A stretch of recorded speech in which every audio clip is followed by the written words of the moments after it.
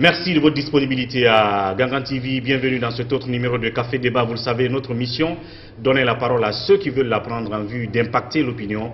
Aujourd'hui, nous parlons culture, nous parlons livre, évidemment, du concept Conakry, capitale mondiale du livre. Vous le savez, 12 mois durant, la Guinée a été au cœur des attentions en matière de lecture et de livres au titre de ce projet Conakry, capitale mondiale du livre qui a été officiellement clôturé la semaine passée. Quels sont les acquis de cette expérience de la Guinée, les acquis, les leçons à y tirer et les perspectives? Pour en parler dans cette émission, je reçois deux grands invités. Il s'agit de M. Safiou Radji. Il est expert comptable chargé de l'économie et de la diplomatie culturelle auprès du commissaire de Conakry, capitale mondiale du livre. Monsieur Safiou, bienvenue sur ce plateau de Café Débat. C'est moi qui vous remercie pour votre invitation. Merci de la disponibilité. Je rappelle que monsieur Safi est togolais, notamment de nationalité. Et monsieur Jean-Célestin Edjangué, journaliste, écrivain et participant à Conakry, capitale mondiale du livre et 72 heures du livre évidemment. Il est écrivain et donc à son compteur au moins deux œuvres. Je cite Afrique. Que fais-tu de ta jeunesse? Les paradoxes d'un enjeu moteur de développement qui a été donc édité en octobre 2013 à l'Harmattan. Et puis l'autre œuvre, c'est Éducation à l'environnement en Afrique, le rôle des médias, édité en mai 2014. Monsieur Célestin, bienvenue sur ce plateau. Merci pour votre aimable accueil. Et vous êtes camerounais de nationalité, je rappelle. Alors donc en même temps journaliste. Déjà votre sentiment du climat qui prévaut en Guinée quand vous venez à, je ne sais pas si c'est la première fois aussi, c'est non, non, c'est pas la première fois. Heureusement pour moi que c'est pas la première fois. C'est au moins la 6e, 7e voire 8e fois que je viens. Vous êtes un habitué de Conakry. Ben oui, j'ai découvert Conakry, je crois au lendemain des troisième, la troisième célébration des 72 heures de livre. Et j'étais impressionné parce que c'est une ville que je connaissais dans les livres, à travers les écrits de Lei Camara notamment, mais aussi à travers l'histoire politique, puisque mon compatriote, vous l'avez dit, je suis d'origine camerounaise, mon compatriote Oumiobe, qui était leader de l'Union des populations camerounaises et le principal parti d'opposition au Cameroun à l'époque du président Amadou Ahidjo, est décédé ici à Conakry et a été enterré ici. Je crois sur le cimetière de Kamayenne, ça existe. Sous le régime, oui, Kamayenne, ça existe toujours. Voilà, sous le régime de Sékou Touré. Sékou Touré, qui a accepté de l'accueillir au moment où les opposants, vous savez très bien comment ça se passait à l'époque, n'étaient pas les bienvenus, n'étaient pas du tout bien vus pour la majorité qui était au pouvoir à l'époque. Et l'UPC était un parti tellement puissant, tellement fort, tellement bien organisé que ses leaders étaient pourchassés un peu partout dans le monde entier. Et donc Oumiobe, qui était un de ses leaders et qui avait un charisme exceptionnel, avait comme acolyte Félix Mounier, qui était jeune médecin de 25 ans. D'ailleurs, il y a un lycée dans le sud du pays qui porte le nom de Mounier, le lycée Félix Roland Mounier, exactement. Où j'ai personnellement étudié. Ah, c'est formidable. Donc, qui a été enterré ici. Et, quand je suis venu ici la première fois, il me semble que ça devait être en 2010, et j'avais eu à cœur d'aller visiter, voir de mes propres yeux la tombe de ce grand héros de la résistance camerounaise. Bien. Alors donc, monsieur Safiou Radji, votre attachement à Conakry ou à la Guinée, c'est la première fois ou est-ce que c'est la énième fois? Non, je suis un habitué de la Guinée depuis plusieurs années. Bien. Je peux dire qu'à titre professionnel et un peu amical par rapport à Sancy, je viens une dizaine de fois par an depuis plusieurs années. Puis, il faut dire que je travaille en Afrique, moi, à moitié de mon temps, donc je viens un peu dans toutes les capitales, selon les missions que j'ai à réaliser, quoi, tout simplement. Donc je n'ai rien à vous dire donc, sur Conakry, alors mais on va parler de l'événement... Vous avez beaucoup de choses à nous dire. Beaucoup de choses à nous dire. On va parler de l'événement Conakry, capitale mondiale du livre désormais. Je l'ai dit, 12 mois durant, la Guinée était donc au centre du monde en matière de livres. Alors, la personne que nous on a vue qui portait ce projet, qui défendait ce projet, c'est Sansi Kaba. Mais il se trouve qu'autour de lui, il y a bien de gens qui l'ont aidé à réussir ce défi, parce que c'était un véritable défi. Alors moi, ce que je veux savoir déjà, comment vous avez été associé à ce projet, intéressé par ce projet, parce qu'on sait que par ces temps qui courent, la nouvelle génération semble moins intéressée par le livre et tout ce qui va avec. Alors comment on vous a intéressé à ce projet? Et d'abord, je dois préciser que mes relations avec Sansi sont d'abord des relations de fraternité. Et c'est une relation, Francis, c'est vraiment d'abord mon frère de cœur. C'est la principale motivation de notre relation professionnelle. Et puis par ailleurs, on a mis ensemble en place un beau projet sur l'Afrique de l'Ouest qui consistait à avoir dans chaque pays un représentant pour faire du conseil. Et c'est surtout du conseil en développement, et surtout à chaque fois essayer d'être pionnier dans le domaine où on se positionnait. Et Sansi, dès le départ, dans ce projet d'il y a une dizaine d'années, s'était positionné dans notre groupe comme étant l'homme de la culture. D'accord. Voilà. Donc ce qui a après créé notre affinité, c'est que moi, pendant une vingtaine d'années en Europe, j'ai travaillé dans le secteur culturel. D'accord. Donc ça a créé une affinité naturelle, en plus de la fraternité. Donc on discute de tout ce qu'on pourrait apporter, ce qu'on pourrait faire ensemble depuis plusieurs années, mais le passage à l'acte pour réellement faire quelque chose de déterminant ne date que de quelques années, mais je peux vous dire que je suis aussi passionné que ceux qui étaient là depuis le début. Voilà, donc j'en parlerai tout à l'heure à travers les initiatives qu'on est en train de préparer ensemble. Alors oui, vous, comment vous avez été associé à ce projet, participant à ce projet qu'on a créé Capital Mondial du Livre, dès au départ? Alors, je venais de publier 2 ouvrages, mes 2 premiers ouvrages, Les colères de la faim, pourquoi l'Afrique s'est embrasée en 2008, c'est le titre de l'un des ouvrages, et l'autre ouvrage c'est Cameroun, un volcan en sommeil.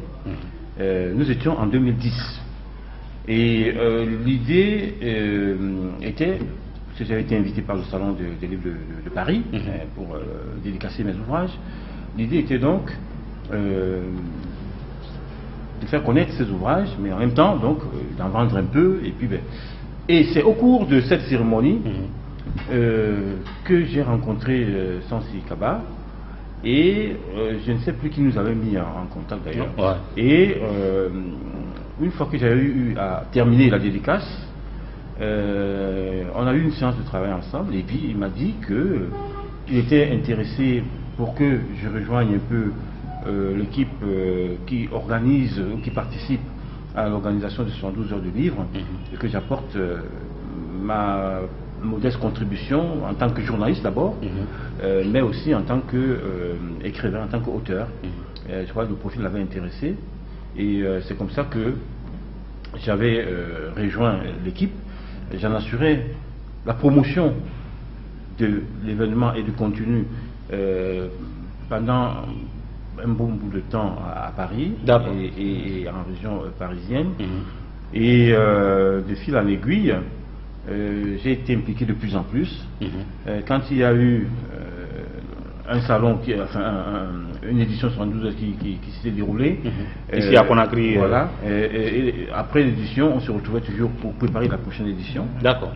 Donc tout a commencé d'abord par la cérémonie de dédicace devait mettre 2 premiers ouvrages à Paris. Et puis après, il vous invite à Conakry, les 72 heures du livre, qui était déjà une tradition avec Sansi Kaba à Conakry. C'est pour ça que je vous ai dit que moi j'ai rejoint lors de la troisième édition. Troisième édition. Les 2 premières éditions, je n'étais pas là. D'accord. Et donc c'est comme ça que j'ai assuré la communication des 72 heures pendant, je crois, 2-3 éditions. Et j'en ai fait la promotion à Paris, en région parisienne, et même dans certaines villes d'Europe. D'accord. Et ensuite, de plus en plus impliqué dans la manifestation, j'ai proposé, puisque je m'étais rendu compte lors des 2 premières éditions auxquelles j'ai participé, qu'il manquait un volet de formation journalistique. D'accord. Et alors, il y avait beaucoup de jeunes journalistes qui venaient, mais qui n'étaient pas formés. Et donc, j'ai proposé un plan de formation à chaque édition, et ça a duré pendant 4 éditions, je crois. Et j'étais formateur de ces jeunes journalistes, ou ceux qui aspiraient à être journalistes. Et il n'y a que cette année où on ne l'a pas fait d'ailleurs, parce que le programme était tellement riche, et voilà, très chargé. Et voilà donc comment est-ce que j'ai fait partie complètement. Et alors, tout comme l'a dit Radji tout à l'heure, l'amitié qui est née avec Sansi est une amitié qui s'est muée par la suite en une fratrie. D'accord. On est devenus, c'est vrai, des frères. Et quand il vient à Paris, il est rare qu'il vienne d'abord sans que je sois prévenu, et ensuite sans qu'on se voit au moins une fois. D'accord. Parce que Sansi est quelqu'un qui aime bien être entouré aussi avec des gens à qui il fait confiance, qui l'apprécient. Et voilà donc comment est-ce que... Tout est parti. Voilà. Et aujourd'hui, il y a eu le projet Conakry, capitale mondiale du livre. Si je ne me trompe, je crois que c'était le premier pays africain qui abrite cet événement, et le témoin a été passé par la Pologne à Conakry. Alors c'est pas le premier pays africain. Il y a eu l'Algérie ou Conakry, c'est le troisième pays. Il y a eu Port-Harcourt. Francophone quoi. Il y a eu Port-Harcourt, et puis il y a eu, je me souviens, c'était le Caire. Le Caire, voilà. Donc c'était les deux pays africains qui avaient eu. Mais effectivement, on peut dire que Conakry est un peu le premier pays francophone à avoir reçu. Bien. Ouais, c'est ça. Alors donc, étant donc le premier pays francophone à abriter ce grand événement intitulé Conakry, capitale mondiale du livre. Aujourd'hui, vous avez clôturé l'événement la semaine passée. On a vu les autorités se mobiliser, des grands esprits qui sont venus d'ailleurs durant les 12 mois. On a vu des grands rendez-vous autour du livre, des points de lecture naître à l'intérieur du pays comme ici à Conakry. Et pour boucler la boucle, on a inauguré une grande bibliothèque nationale par le président de la République, très moderne d'ailleurs. Alors donc, qu'est-ce qu'on peut tirer comme leçon de ce grand rendez-vous qui vous a pris 12 mois et qui a vu défiler à Conakry des grands écrivains, des grands hommes, des grands esprits du monde de la culture?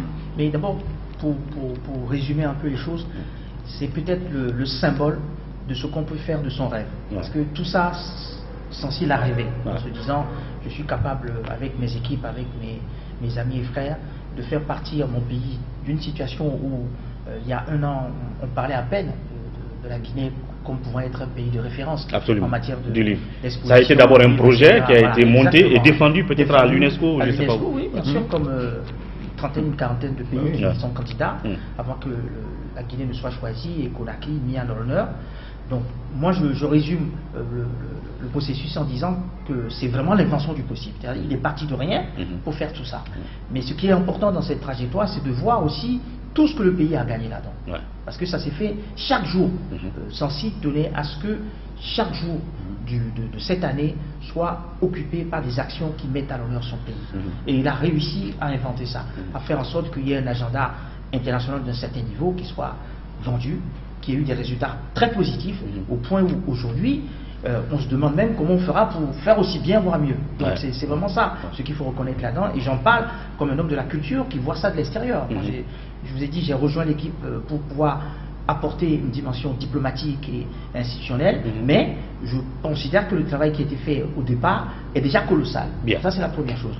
Tout ça amène à quoi? Ça amène à ce qu'aujourd'hui, quoi que l'on dise, Sansi apparaît comme une figure de proue en matière de littérature pour nous tous sur le continent. Je parle de la francophonie. Il apparaît aujourd'hui comme quelqu'un qui a ouvert la voie. Et il a besoin aujourd'hui du soutien de son pays pour montrer que ce travail qui a été fait de manière magistrale est reconnu par les siens et qu'il est prêt maintenant à être vraiment le porte-flambeau au niveau du continent. Parce que c'est de ça dont il s'agit. On a gagné le pari de la région francophone, maintenant il faut gagner le pari au niveau du continent. Et pour illustrer le propos, la plupart des activités que Sansi a tenu à organiser, il faut qu'on arrive maintenant à l'organiser à l'échelle du continent. Ça va être des événements qu'on va organiser de manière itinérante dans différents pays. Ça va être des événements qu'on va organiser pour la première fois dans le monde à Conakry. Ça va être aussi un certain nombre de choses que l'Afrique va porter vers le reste du monde. Donc c'est ça la diplomatie culturelle dont on parle. Donc tout ça, c'est possible parce que désormais Sansi s'est positionné comme l'ambassadeur de la culture et de la littérature sur le continent. Bien. Alors, Monsieur Célestin, vous êtes journaliste, en même temps, donc vous usez de votre esprit de critique, ce qui concerne le niveau de lecture de l'homme africain, et surtout dans la sous-région africaine, et en même temps, au vu du nombre de livres du défi qu'on devait relever, c'est-à-dire redonner le goût de la lecture aux Guinéens, mais aussi au-delà, aux Africains. Est-ce que ce défi, selon vous, a été relevé, réussi? Je pense qu'il faut le dire sans hésitation aucune, le défi a été largement relevé. Pourquoi? Quand on regarde sur le plan des chiffres, en un an, c'est plus de 300 ouvrages qui ont été édités ici à Conakry, dans le cadre de l'année Conakry Capitale mondiale du livre. Donc en français facile, 300 livres. Plus de 300. Plus de 300 livres qui ont vu le jour. 330 quelque chose. Bien. C'est énorme. C'est énorme. D'où un livre par jour. Pratiquement un livre par jour. Qui a été édité. Pratiquement un livre par jour. Je ne sais pas s'il y a un autre pays qui peut se targuer de ça. Ouais. Même en France où nous vivons, je ne suis pas sûr. Il y a une grande industrie de livres. Un livre chaque jour, je ne suis pas sûr. Hein. Ouais. C'est énorme. Et donc, ce côté-là, on peut dire qu'il a été largement... la mission est accomplie. La mission a été largement accomplie. Voilà, l'objectif a été atteint de ce côté-là. Et puis, sur le plan aussi de l'engouement populaire. Ouais. Il faut regarder, il a dit tout à l'heure, les gens sont venus de partout et ils continuent à venir aussi. Les grands écrivains, les littéraires, auteurs, les institutionnels, curieux, diplomates, ministres, artistes, sportifs même, il y a des sportifs. Je me souviens, il y a 3-4 ans, on a reçu Lulian Thuram, absolument. En grande pompe, comme il est également auteur. Donc c'est quand même un événement qui fédère énormément de compétences et de talents diversifiés autour de ce projet-là pour qu'effectivement chacun y trouve son compte et que la cause première qui est celle... C'est quand même pas normal que dans un pays comme la Guinée... Justement, en parlant de cause, oui. ou je sais pas, de finalité, je sais pas, c'était de permettre aux gens de retrouver le goût de la lecture, pour ceux qui peuvent lire, mais aussi inciter d'autres à écrire. Est-ce que ça, vous pensez que vous avez atteint un peu la cible, que l'objectif a été plus ou moins atteint? Côté écriture, on vient d'en parler, 300 ouvrages, plus de 300 ouvrages édité, ça c'est quand même une énorme. Alors, côté lecture, je pense que tout le monde le reconnaît, il y a des progrès énormes qui sont faits. Moi, j'ai discuté avec Binta Anne, qui est à la fondation Binta, pour lutter contre les maltraitances à l'enfance et aux femmes, qui m'a dit qu'effectivement elle était impressionnée. J'ai vu des caricatures dessinées par des enfants qui sont en 7e, dans le nom d'un comme ça que j'ai retenu, Boubacar Kamara, qui dessine sa maman qui le porte sur ses bras et qui dit « Oh, j'aime mon fils, j'aime mon... » Mais un enfant qui est à la 7e, vous voyez le dessin, la qualité du dessin, c'est impressionnant. Et donc, je pense qu'il y a beaucoup de choses qui sont faites, et je pense qu'il y a de grands progrès qui sont faits, mais le chemin est encore long, puisqu'on sait très bien que la Guinée, plus de la moitié de la population reste analphabète. Absolument. Et donc, il faut continuer à travailler, et je pense que ça doit nous donner encore beaucoup plus d'énergie et de force. Dans ce cadre-là, on parle effectivement, on n'a pas encore atteint tous les objectifs. Et c'est dans ce cadre qu'on parle des perspectives tout à l'heure. Mais au nombre des points de lecture qui ont vu le jour, on a parlé des bibliothèques mobiles, on a parlé des bibliothèques de proximité, mais aussi des subventions qu'il faut accorder aux maisons d'édition pour faciliter l'édition des livres, qui puissent donc aussi là inciter les gens qui ont dans leur, on va dire dans leur tiroir des projets de livres à venir vers ces maisons d'édition comme Harmattan, comme d'autres. Oui, les éditeurs. Dans ce sens-là, est-ce qu'on a connu des avancées? Parce que ça a été une occasion aussi de poser tous ces débats-là sur la table, l'industrie d'édition en Guinée et ailleurs en Afrique.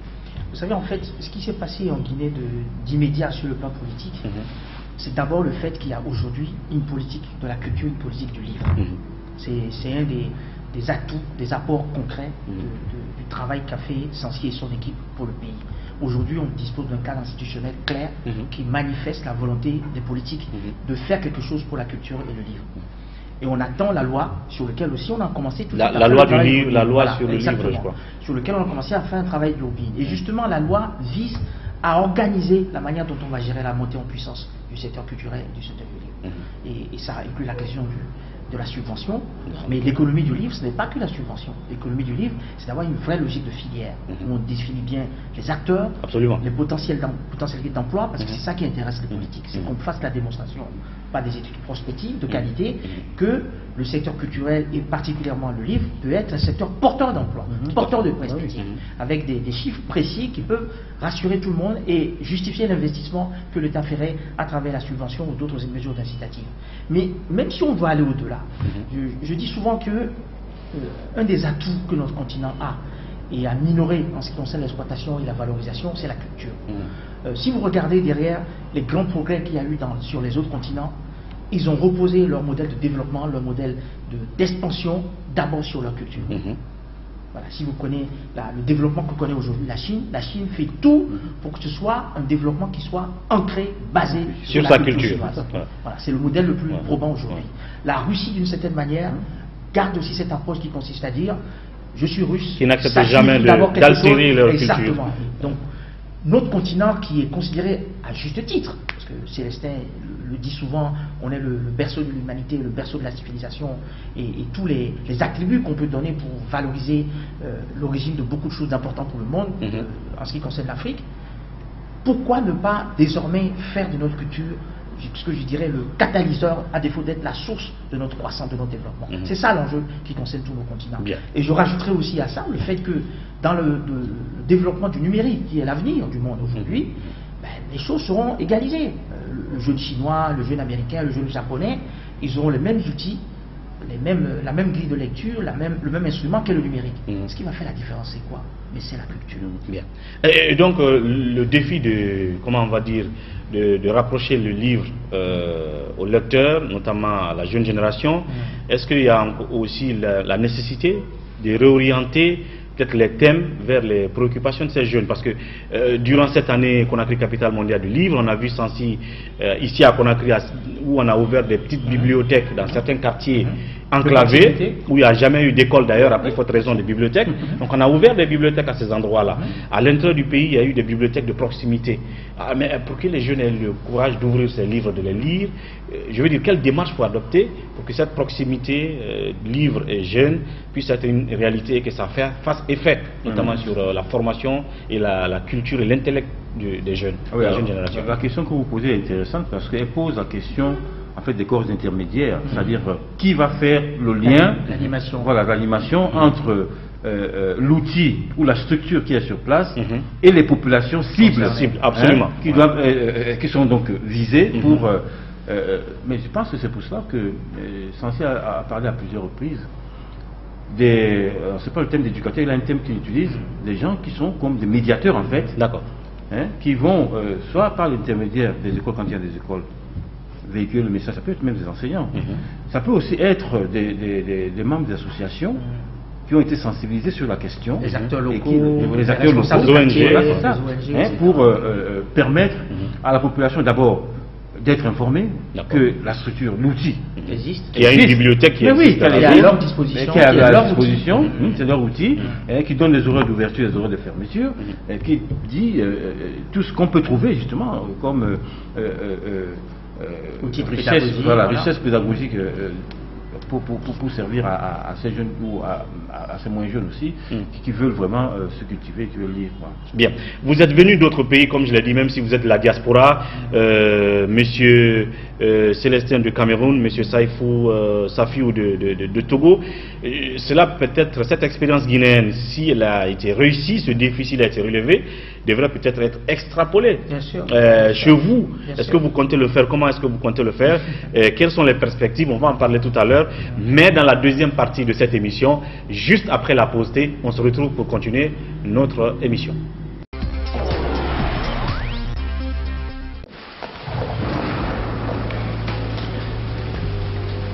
Il existe des choses qui nous donnent la force et l'audace d'aller au-delà de notre imagination. Le thé Akbar. Le thé Akbar est fabriqué en utilisant uniquement les feuilles soigneusement sélectionnées en provenance de Ceylon. La qualité du thé Akbar a été évaluée selon les normes les plus strictes par des experts en dégustation qui se sont appuyés sur près d'un siècle d'expertise dans ce domaine. Premier producteur de thé, vous pouvez faire confiance à la famille Akbar pour vous garantir votre santé. Seule la meilleure tasse de thé peut vous procurer de la fraîcheur. Thé Akbar, le leader mondial. Merci de nous retrouver dans cette deuxième partie de Café Débat. Focus sur le livre, sur la culture et l'événement Conakry Capitale Mondiale du Livre qui a pris 1 an et qui a été officiellement clôturé la semaine passée, mais nous en parlons encore en termes d'acquis, de leçons à tirer pour la Guinée et pour l'Afrique francophone notamment. Et pour en parler, comme vous l'avez constaté en première partie, deux invités sur ce plateau, M. Jean-Célestin Edjangué, il est journaliste, écrivain et a activement pris part à cette année Conakry Capitale mondiale du livre. M. Safiou Radji, expert comptable et chargé de l'économie et de la diplomatie culturelle auprès du commissaire Conakry Capitale mondiale du livre, qui a également pris part à cet événement annuel. Alors, vous l'avez dit tout à l'heure dans la première partie que l'événement a été réussi. Sancy a été à la hauteur, mais vous également qui étiez auprès de lui avez été à la hauteur. La Guinée a été à la hauteur. Alors, disons l'Afrique, parce que c'est la Pologne qui nous a passé le témoin, et nous passons le témoin à Athènes, la Grèce. Alors il fallait que la Guinée réussisse cette prouesse, vous l'avez dit, ça a été réussi. Maintenant j'ai dit que ça s'est passé à Conakry, mais les autres pays africains avaient le regard sur Conakry. Pour prendre de bons exemples, vous qui venez du Togo, vous du Cameroun, est-ce que ça vous permettra, une fois au Togo, d'extrapoler l'expérience réussie ici, par exemple au Togo, en la matière? Écoutez, mais je vous remercie de la question parce que ça me permet d'anticiper sur mon travail que je compte faire dès la semaine prochaine au Togo. D'accord. Je vais m'expliquer là-dessus. Il se trouve que quand on travaillait sur la préparation de l'événement de clôture de Conakry Capitale mondiale du livre, j'essayais déjà de prendre un peu le pouls au niveau de mon pays pour savoir comment ce genre d'événement peut être une des options que prendrait mon pays dans les années qui viennent, ne serait-ce que par rapport à l'événement Capitale mondiale du livre. Je n'ai pas de réponse là-dessus pour l'instant parce qu'il faut que je fasse encore un travail de lobbying. Mais avec la puissance et l'appui de Sancy, je ne doute pas que j'arriverai à convaincre les autorités togolaises qui sont déjà très volontaristes parce que mon pays fait beaucoup de diplomatie internationale, donc ce genre d'événement ne peut que capter leur attention. Mais au-delà de ça, ce qui m'intéresse moi, qui vraiment me paraît être un des enjeux de notre génération, c'est que on ne peut pas voir un des nôtres de la diaspora venir réussir un événement comme celui-là dans un pays et ne pas faire reproduire le même type d'exercice dans les autres pays. Je m'explique là-dessus.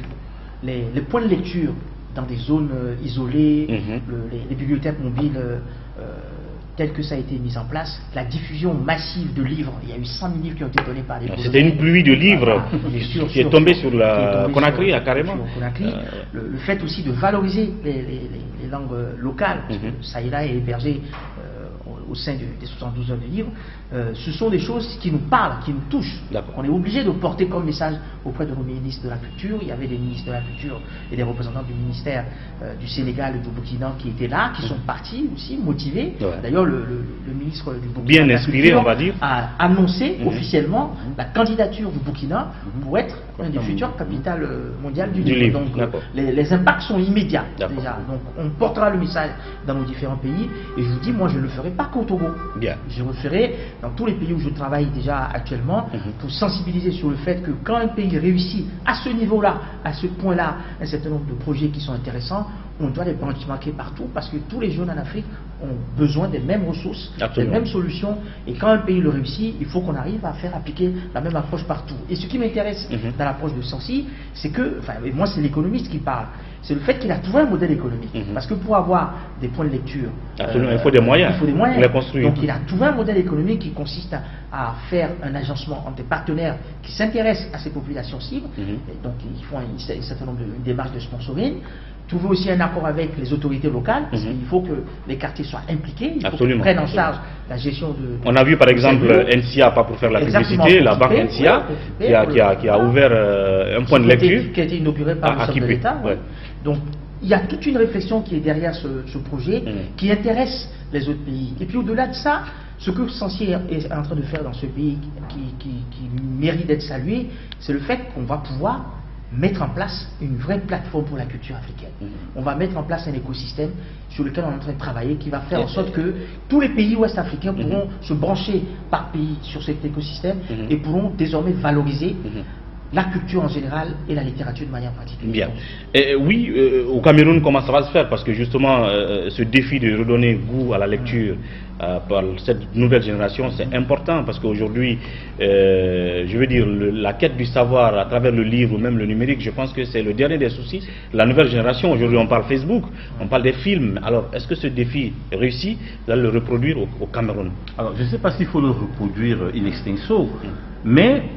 D'abord parce que le Cameroun n'a pas forcément les mêmes problèmes que la Guinée. D'accord. au Cameroun, la plus large majorité de la population est... on va dire instruite, ouais. Elle n'est pas analphabète. Voilà. Donc, mais les problèmes existent. On ne peut pas les nier. Qu'est-ce qui peut être fait? Moi, pour avoir discuté, pas lors de ce salon de livres qui vient de passer, mais le précédent, on avoir discuté avec le ministre de la Culture du Cameroun, M. Mouele Kombi, Narcisse, qui me disait que le Cameroun était en train, une fois de plus, de préparer un document de candidature pour être capitale mondiale du livre. D'accord.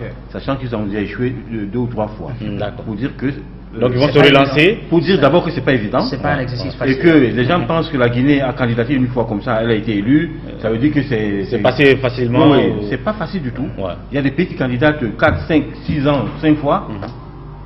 Il n'y a pas de succès. Ouais.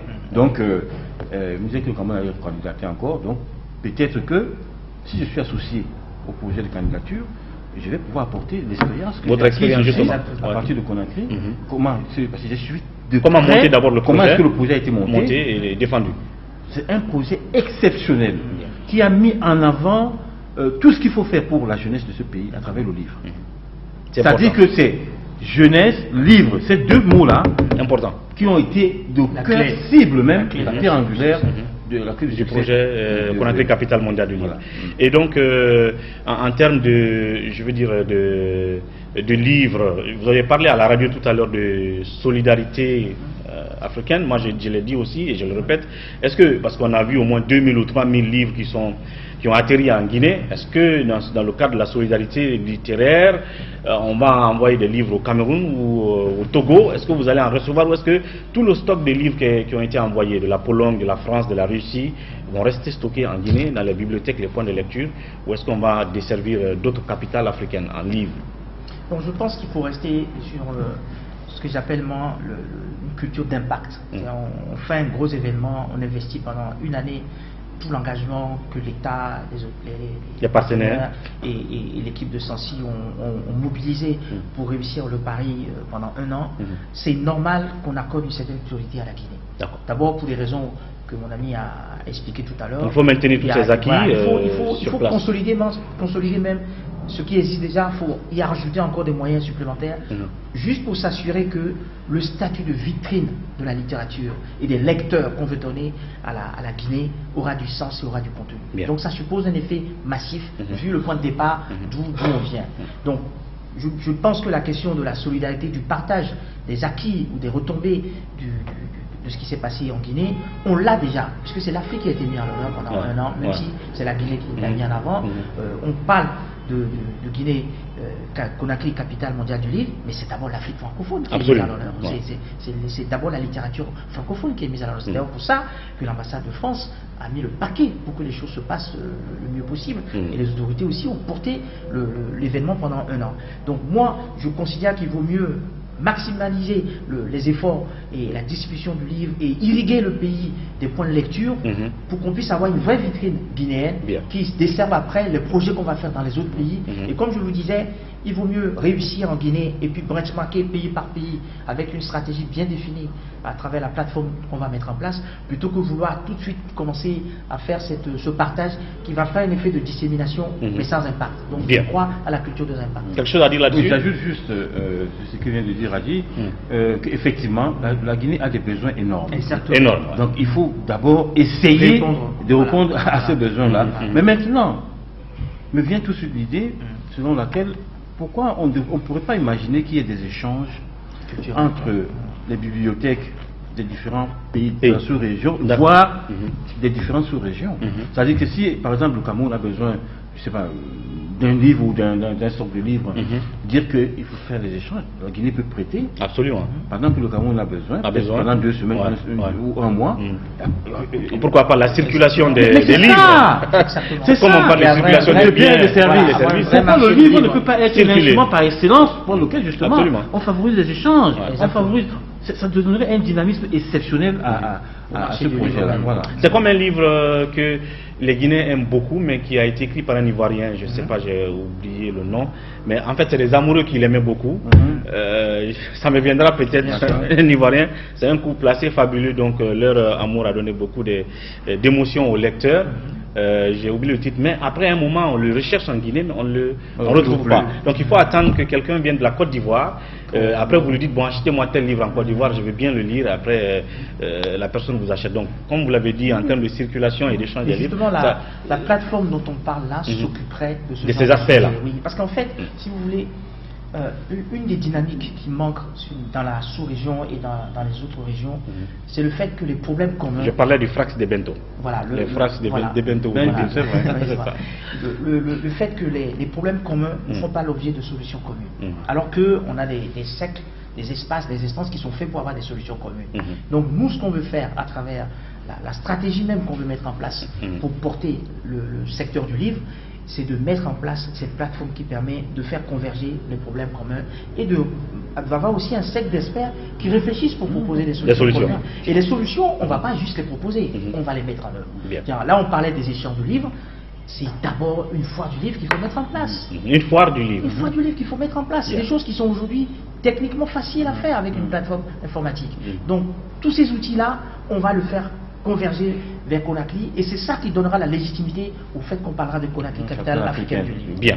Et pour parler des perspectives, et en terminant bien entendu, vous avez à l'occasion de la clôture, on a écouté le président de la République lui-même parler de cet aspect-là, et vous qui aviez porté ce projet, de faire une fois encore de Conakry, cette fois-ci la capitale africaine du livre, donc qui va donc prendre place sur les cendres de Conakry, capitale mondiale du livre. Alors comment vous allez y procéder, cette perspective, comment on va la matérialiser? Je pense qu'il y a plusieurs étapes. Radi l'avait dit lors de l'émission radio, il faut donner du temps. Donner du temps, c'est-à-dire qu'il faut se donner, Sansi parle d'une dizaine d'années, mais ça peut être un peu moins, peut-être un peu plus, mais c'est la bonne moyenne pour qu'on passe d'abord des 72 heures de livre que nous avons aujourd'hui. Déjà, ce que vous voulez dire, c'est qu'on ne s'arrête pas à ce phénomène, à cet événement Conakry capitale mondiale du livre, c'est qu'après ça, il faut tout de suite mettre le concept Conakry capitale mondiale africaine du livre. Alors, et ce concept passe d'abord par la transformation des 72 heures en un salon. D'accord.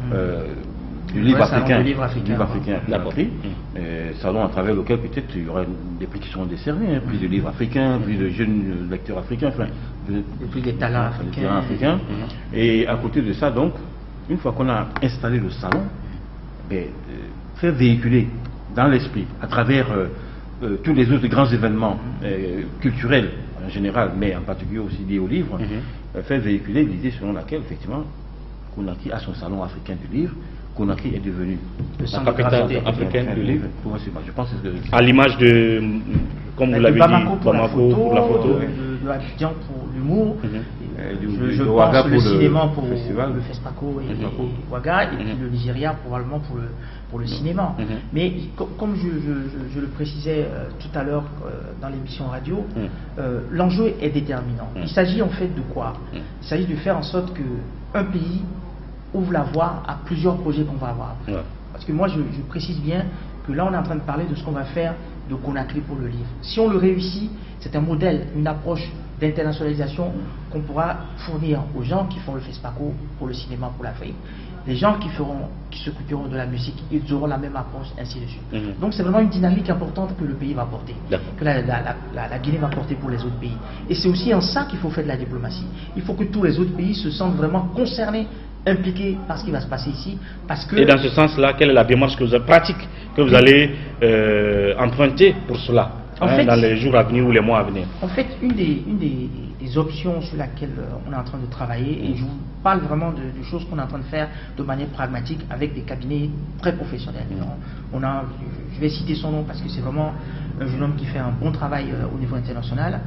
Le cabinet CGC qui s'occupe actuellement de conseiller le groupe qui aide Macron pour sa politique africaine. Il est dirigé par un jeune homme qui s'appelle Benjamin Mapouya qui travaille avec nous. Fait partie de l'équipe. Donc c'est pour vous dire à quel niveau on met les ambitions. Et de quoi s'agit-il? On est en train de réfléchir ensemble à la manière dont on va créer un circuit de l'Afrique vendu à l'extérieur à travers la littérature. dans tous les grands salons ou les grands séminaires ou conférences internationales qui se font, aujourd'hui, on n'a pas systématiquement, ou en tout cas comme nous on le souhaiterait, la présence et la représentativité de la littérature et de la culture africaine. Donc, on va essayer de faire en sorte que, à travers un agenda qu'on va mettre en place sur l'année, on puisse être présent dans tous les événements littéraires ou culturels importants dans le monde entier. Ça, c'est déjà un premier chantier qui permet de fédérer les autres pays, puisque les artistes ou les auteurs qu'on va choisir viendront un peu de tous les pays. D'accord. Donc c'est comme ça qu'on va faire de la diplomatie culturelle dont je parle. Et puis au-delà de ça, ce qu'on veut aussi, c'est que quand nous, on est au courant du fait qu'un pays organise un événement qui concerne la culture, même si ce n'est pas la littérature qui nous intéresse, on veut être le cercle par lequel on mobilise pour que les partenaires qu'on a dans les autres pays puissent s'intéresser à ce domaine-là de la culture qui concerne l'Afrique et qui valorise l'Afrique. Donc c'est un peu une démarche pragmatique de terrain qui s'appuie sur le fait que d'abord on aura réussi le pari de faire de Conakry le lieu où se passe le vrai marché de la culture et de la littérature, du livre. Parce que le salon du livre de Paris, c'est d'abord un vrai marché. C'est d'abord un vrai marché où se négocient les plus gros contrats dans le domaine de la littérature. Bien sûr. Donc ce qu'on veut, c'est avoir l'équivalent pour l'Afrique à Conakry. Donc on est obligé d'avoir ce choc-là. Parce qu'on parle d'économie, on parle d'affaires, on parle de projets, de perspectives, de perspectives réelles de croissance et de développement. Ça suppose qu'on ait des chiffres à donner pour que les autorités se retrouvent dans ce qu'on est en train de faire et que nous-mêmes, sur lequel on se soit engagé. Donc, le pari de réussir, de faire de Conakry le lieu où se fera le salon africain du livre ou le salon sur le livre concernant l'Afrique, c'est déterminant comme déclencheur dans le processus qu'on veut mettre en place sur les 10 ans qui viennent. Il y a beaucoup de choses à dire et j'avoue que ce ne sera pas la dernière fois qu'on se retrouvera sur ce plateau. À d'autres occasions, nous serons là pour parler de cet autre projet, de cet autre défi. Mais avant de finir, les derniers mots peut-être à l'endroit des autorités, à l'endroit des Africains qui vous regardent, qui ont observé de loin peut-être cette expérience Conakry Capitale Mondiale du Livre. Alors, Conakry Capitale Mondiale du Livre a été un véritable laboratoire. Un laboratoire qui a montré que quand l'Afrique entière se donne la main, quand les Africains sont main dans la main, quand ils regardent dans la même direction, rien ne peut leur résister. Ils peuvent vaincre tous les obstacles et remporter toutes les victoires. Bien. Oui, monsieur Safiou Raji. Écoutez, mon mot de conclusion, ça va aller, vous pouvez le comprendre naturellement, à l'endroit de Sancy, de Kaba Sancy, pour avoir cette vision portant sur un sujet qui nous concerne tous. Parce que le fait qu'on soit réunis de plusieurs nationalités, ce n'est pas un hasard. C'est parce qu'on parle de la culture qui nous touche tous, quelles que soient nos formations et nos origines. Mais au-delà de ça, j'insiste sur le fait que les grands projets, les grands hommes ne perdurent que quand ils ont des appuis, quand ils ont des soutiens.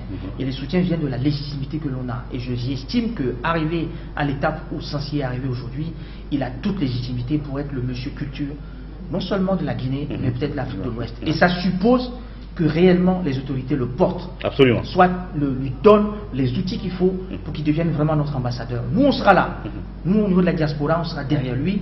Et on voudrait aussi que son pays le porte au maximum de ce qu'ils peuvent, parce que c'est pas seulement une question d'argent. Avec une agence, nous-mêmes on peut aller chercher l'argent. Absolument. Avec un statut d'ambassadeur itinérant, on peut aller trouver ce qu'il faut pour que en amont, on a besoin des appuis. On a besoin que les politiques donnent le caractère institutionnel, le positionnement institutionnel qu'on considère aujourd'hui qu'il a mérité, qu'il s'est battu pour obtenir, et donc on est impatient que ce statut lui soit accordé pour qu'on puisse se dire: notre frère est enfin reconnu au bon niveau, au bon moment. Voilà ce qu'on demande aux autorités, pourquoi pas au président Alpha Condé. En tout cas, qui pour mon constat, c'est un peu mouillé le maillot. Ces 2 derniers jours, il est allé à l'inauguration de la Bibliothèque nationale, où il a un peu tapé dessus le niveau des enseignants d'ailleurs, de passage, je le rappelle.